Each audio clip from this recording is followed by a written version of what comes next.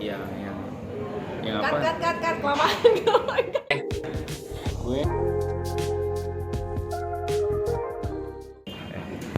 ketemu lagi Ketemu lagi. dengan baju yang sama. Padahal harinya beda, saya ceritanya gitu. Jadi tanggung nih karena jamnya masih sempet kita bahas satu lagi film yang sempet gua tonton sendiri. Sendiri apa sendiri? Iya sendiri, soalnya istri gua sibuk banget. Wish. Lah Jadi- situ kan juga ini pengusaha ini apa? Kita ada namanya faktor delegasi ya, memberdayakan tim supaya outstanding gitu. Jadi, coba deh lo yang kerjain gitu. Itu ceritanya. Jadi ceritanya Mas Kiki mau review film Indonesia ya Mas? Jalan yang jauh jangan lupa pulang. Masih main ya di bioskop Masih ya? main. Jadi Ya, karena jadi- Mas Kiki yang udah nonton, gue belum, yang mau review Mas Kiki dulu. Oke. Ini lanjutan dari film Sequel. dari NKCHTI ya. Nanti kita cerita kembali hari ini, yaitulah dari Cinema Pictures si Angga Dwi Sasongko. Tapi menurut lu film yang kedua ini harus nonton film pertama dulu atau bisa nonton film kedua ini sendiri? Harus nonton yang pertama dulu deh. Oke, baik. Karena ini karena langsung ditunjukin konfliknya gitu loh, tanpa tahu backgroundnya gitu. Nah jadi kayaknya kita harus deketin lagi deh supaya suaranya nggak bocor. Maklum kita di Fasum, fasilitas umum, jadi suaranya kecil. Jadi karya one of my favorite director, Oke. Angga Dwi Sasongko. Ya. Sedikit kenapa gue bilang gue tuh favoritnya, salah satu direktur favorit gue, Angga Dwi Sasongko. Dia punya Cinema Pictures. Dia bikin Cinema Pictures itu mau dibikin konsepnya kayak Disney. Oke. Jadi dia punya bikin IP, intellectual property, kayak Mickey Mouse itu udah IP kan. Iya. Intellectual property. Nah, dia pengen bikin kayak gitu. Ya contohnya dia bikin yang Nusarara. Lalu dia bikin filosofi kopi. Terus ada sempalannya, filmnya si ini, terus kayak film NKCTI kan ada filmnya si itunya sendiri tuh yang Serinya, sinetronnya. Iya ada sempalannya sendiri, si tokohnya ini dibikin film sendiri. Jadi kayak universe gitu loh. Jadi kayak Marvel kayak gitu. Jadi modelnya gitu. Jadi berpikirnya sampai ke sana gitu. Bahkan dia bikin yang namanya movie streaming sendiri gitu, dan itu orang-orang lokal semuanya. Jadi very very good lah gitu loh. Nah jadi kenapa gue kayaknya bagus orang nggak bagus, gue harus nonton gitu loh. Nah gue nonton NKCTI ini, kalau menurut gue yang pertama itu not bad. Kalau menurut gue kan enggak ya gitu loh, karena gue ngerti kenapa enggaknya, karena terlalu kompleks, terlalu banyak masalah di keluarga itu yang dicobain jadiin satu. Iya. Kalau gue sih menurut pandangan gue, jadi gue melihatnya di situ. Nah di sini kalau yang nonton di film pertama itu kan ada anaknya Angkasa, Aurora sama Awan. Si Angkasa itu akhirnya kan pergi ke sekolah art di London. Nah ini Aurora pergi ke London. Nah ini tentang kisah hidupnya Aurora tok, dari satu sisi tok, dan itu ceritanya benar-benar tentang Aurora doang. Yang lainnya tuh sebenarnya ada punya konflik tapi nggak dimunculin, cuma supporting. Jadi ceritanya lokasi di London semuanya. Di London semuanya. Nah terus yang nggak ada tuh cuma ayahnya, ibunya. Cuma ada suara doang sih, Umi Damara. Nah di situ bagaimana si Aurora itu bukan kerja karena kuliah di sana, sekolah di sana, tapi tiba-tiba nggak ada kabar, sehingga membuat ayahnya khawatir, sehingga mengutus Angkasa dan Awan, saudaranya itu, untuk datang ke London melihat ada apa gitu. Nah Ternyata memang ada problem, dia pacaran sama orang dan ternyata lagi break up segala macam, terus ketika break up akhirnya tidak bisa lulus tepat pada waktunya.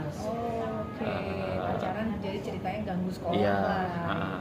terus tidak pada waktunya, terus akhirnya dia harus ngulang lagi. Nah, ketika ngulang dia emang sengaja tidak menceritakan ke ayah atau ibunya, ke keluarganya di Jakarta, karena menurut dia karena pasti ntar akan disuruh pulang.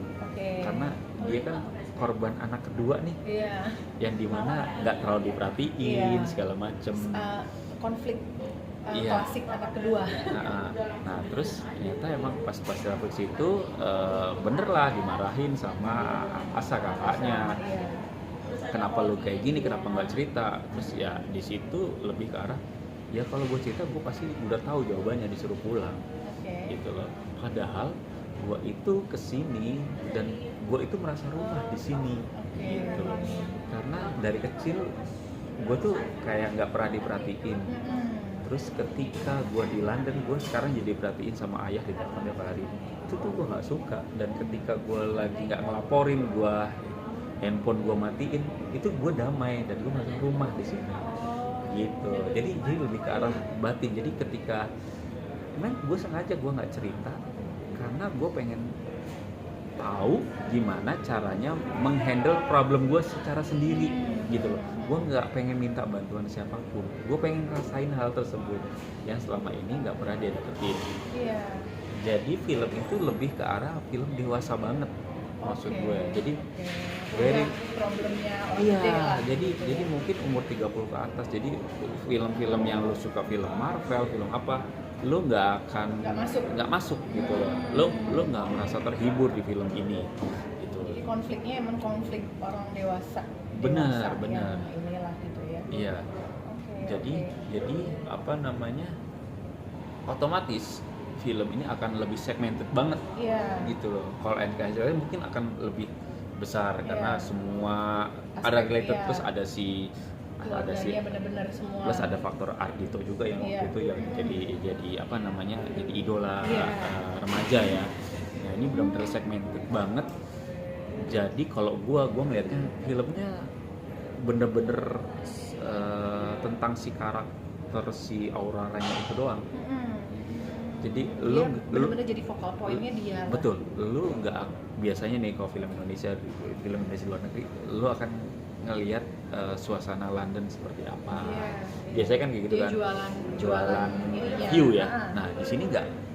Jadi seolah-olah lu kayak syuting di Jakarta biasa gitu. Jadi benar-benar Jadi dia fokus di cerita. Benar-benar fokus di cerita. Jadi justru daerah slumnya London itu malah kelihatan gitu loh. Jadi kalau lu suka yang apa film yang tidak mementingkan make up, mementingkan gimmick, ya, itu patut ditonton. Nah, kalau gue sih mengambil bagaimana nanti, kebetulan anak gue juga 3, lu juga 3. Maksud gue ternyata setiap anak itu kita harus perlakukan secara berbeda juga gitu loh. Si anak pertama harus jangan merasa bahwa kakak tuh udah gede, kakak tuh harusnya jagain adik-adiknya. Kadang-kadang sometimes kakak itu butuh juga manjaan sama kita gitu. Bener-bener. Selalu anak pertama tuh jadi harus punya tanggung jawab besar. Padahal enggak juga. Terus yang paling kecil nggak apa-apa deh, namanya juga anak paling kecil manja, enggak juga gitu. Iya. Terus yang paling kecil tuh yang paling disayang, paling diperhatiin, sehingga anak kedua tuh kayak cemburu. Itu hal-hal yang gue pelajari. Oh jangan sampai anak gue besar tuh seperti kayak ngerasa kok orang tua ngebedain ya gitu loh. Jadi gitu. si siapa tadi? Aurora ya? Aurora yang kedua. Nomor 2 ini berarti dia adalah produk hasil dari pendidikan dari pengetahuan yang dia dapatkan dari kecil kan? Iya, kan orang tuanya kan begitu tua, kan? ya. Jadi selalu si Angkasa tuh harus jadi jagain adiknya. Terus yang paling kecil tuh si Awan ya? Iya. Selalu yang paling dilindungi, yang harus selalu dimanja, harus selalu diperhatiin. Sementara Angkasa tuh cenderung cuek kan dia kan gitu. Dari kepribadian dan dari tampilannya kan paling cuek dia. Betul, ya ortodoks ya. Tapi kalau menurut saya kita Gua kita tidak bisa menyalahkan orang tua kita yang memperlakukan seperti itu, karena menjadi orang tua itu nggak ada sekolahnya. Mungkin mereka bikin seperti itu karena dari orang tuanya dulu, dari kakek kita. Dari kakek kita nggak punya pengetahuan dulu, kakek kita nggak bisa keluar negeri. Pengetahuannya mungkin cuma di daerah lokal, di desa itu aja, sehingga pikirannya nggak terbuka. Mungkin kita saat ini bisa lebih fleksibel, lebih melihatnya gini karena mungkin kita sosial media kita juga sering lihat, terus kita mungkin punya pengalaman luar negeri atau apa, sehingga kita punya perspektif baru.